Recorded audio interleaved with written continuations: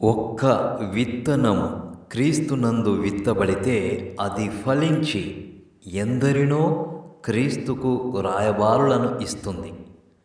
ఇది వైఎస్ వెంకటరెడ్డి గారి జీవితంలో జరిగింది. 1885 సంవత్సరంలో జన్మించిన వైఎస్ వెంకటరెడ్డి గారు క్రీస్తును రక్షకునిగా అంగీకరించుట చేత ఆ ఒక్క విత్తనము ద్వారా ఇప్పుడు ఆ కుటుంబంలో 5వ జనరేషన్ 6వ జనరేషన్ నడుస్తున్న ఈ తరుణములో దాదాపు 350 మంది దాకా ఉండే అవకాశం ఉంది. స్వాభావికంగానే ఇతర కుటుంబాల వలనే ఆ కుటుంబంలో కూడా జన్మతః క్రైస్తవులు, నామకార్థ క్రైస్తవులు ఉంటారు. అలానే విశ్వాసులైన వారికి కూడా కొదువ లేదు. ఆ కుటుంబము నుండి వైఎస్ వెంకటరెడ్డి గారి కుమారుడైన వైఎస్ ప్రభుదాసరెడ్డి గారు దైవ సేవకులుగా జీవించారు. తన 5 కుమార్తెలను కూడా భక్తిపరురాలైన పిల్లలుగా పెంచాడు. మరి వారి యొక్క సాక్ష్యము వింటూ ఉన్నప్పుడు నాకైతే చాలా ఆశ్చర్యం కలిగింది. ఏంటంటే వైఎస్ ప్రభుదాసరెడ్డి గారు తన యొక్క 5 కుమార్తెలకు చెవులు కుట్టించలేదట.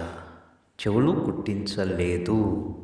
చెవులు కుట్టించడం అంటే అదేనండి, పోగుల చెవులకి ఏం పెట్టుకుంటారు? పోగులు. మన దగ్గర మన దేశంలో చెవులకి రకరకాల పోగులు అలంకరించుకుంటారు కదా. కామన్గా ప్రతి ఆడపిల్లకి ఈ దేశంలో కుల మతాలకి అతీతంగా చెవులని అలంకరించుకుంటారు. అలాంటిది ప్రభుదాసరెడ్డి గారు ఆ దినాలలోనే తన కుమార్తెలకు చెవులు కుట్టించలేదు అని విన్నప్పుడు నాకైతే చాలా ఆశ్చర్యం కలిగింది. ఈ విధంగా కుట్టించనిది నేనేనేమో, ఎందుకంటే మా కుటుంబంలో కూడా లేదు కాబట్టి నేనేనేమో అని అనుకుంటున్న తరుణంలో నాకంటే ఎంతో ముందుగా వైఎస్ ప్రభుదాసరెడ్డి గారు తన 5 కుమార్తెలను ఆ విధంగా పెంచాడు అంటే ఆశ్చర్యానికి దారితీసింది. నిజమే కదా.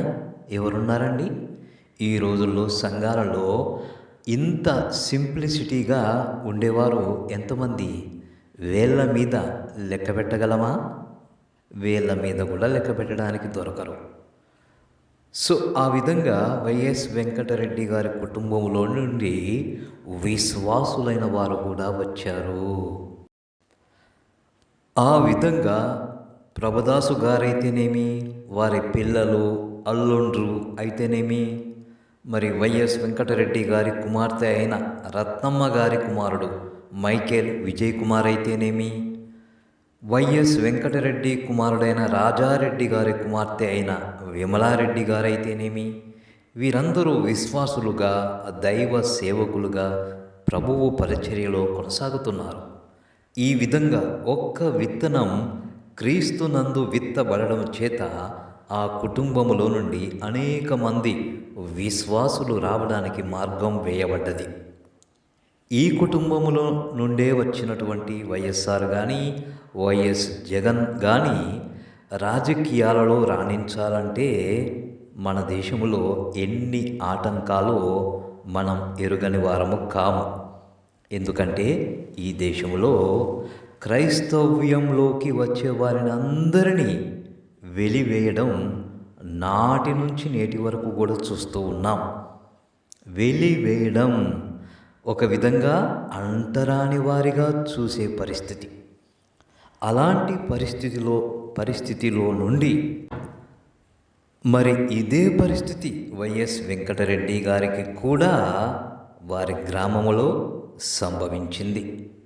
సో ఈ విధంగా మన దేశంలో మరి క్రైస్తవ్యంలోకి వచ్చే వారిని ఏ విధంగా చిన్న చూపు చూస్తారో మనకు తెలియనిది కాదు. ఎవరు ఒప్పుకున్నా ఒప్పుకోకపోయినా మన దేశంలో కొందరిని అంటరాని వారిగా చూడడం జరిగింది. ఇప్పటికీ కూడా చూస్తూనే ఉన్నారు. అయితే చిత్రం ఏమిటంటే ఇప్పుడు వారినందరినీ హిందువులుగా పరిగణిస్తున్నారు. జనాభా లెక్కల కోసం హిందువులుగా పరిగణిస్తూ ఉన్నారు.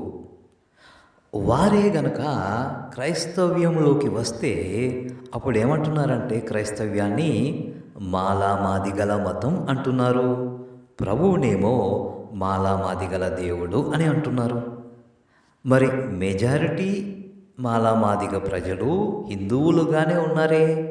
మరి వారి హిందూ మతాన్ని మాలామాదిగల మతం అంటున్నారా? మాలామాదిగల హిందూ మతం అంటున్నారా? వారి దేవుళ్ళని మాలామాదిగల దేవుళ్ళు అంటున్నారా? అనడం లేదే. భలే విచిత్రం కదా అండి. సో ఈ విధమైన డిస్క్రిమినేషన్ మన దేశంలో నాటి నుంచి నేటి వరకు కూడా కొనసాగుతూ ఉంది. వారిని ఇప్పటికీ కూడా జనాభా లెక్కల ప్రకారం తమ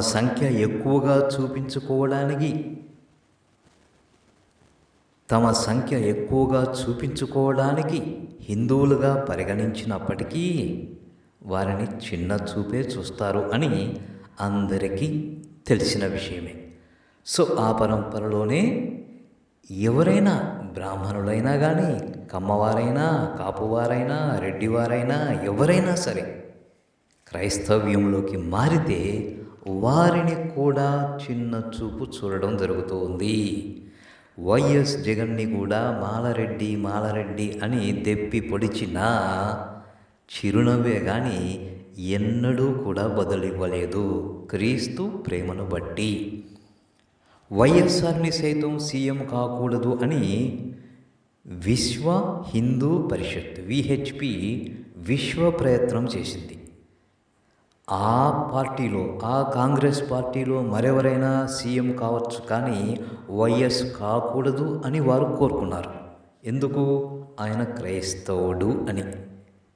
సో నేటికి కూడా జగన్పై అదే వివక్ష. జగన్ అధికారంలో ఉండగా ప్రతిపక్షాలే విగ్రహాలను విధ్వంసం చేసి జగన్పై నెట్టేసే కార్యక్రమం చేశారు. ఇప్పటికీ కూడా అదే పాట పాడుతున్నారు. ఎంత విచిత్రమండి. ఏ క్రైస్తవుడైనా విగ్రహాల జోలికి పోతాడా? లేదే. రాజకీయంగా జగన్పై బురద చల్లడానికి వారే చేసి జగన్పై నెట్టేశారు. ఒక అబద్ధాన్ని పదే పదే చెబితే నిజమవుతుందని దానినే వల్లవేస్తూ ఉన్నారు నేటికి కూడా. క్రైస్తవుడైనందుకు ఖచ్చితంగా వారెవరైనా సరే ఈ లోకరీతిగా అపవాది శ్రమలకు గురి చేయడానికి ప్రయత్నిస్తాడు. అయితే వాటిని ఎదుర్కొని నిలబడే శక్తిని దేవుడు అనుగ్రహిస్తాడు. అలా ఎదుర్కొని నిలబడి ముందుకు సాగాలని మనము కూడా మన ప్రార్థనల్లో జ్ఞాపకం చేసుకుందాం.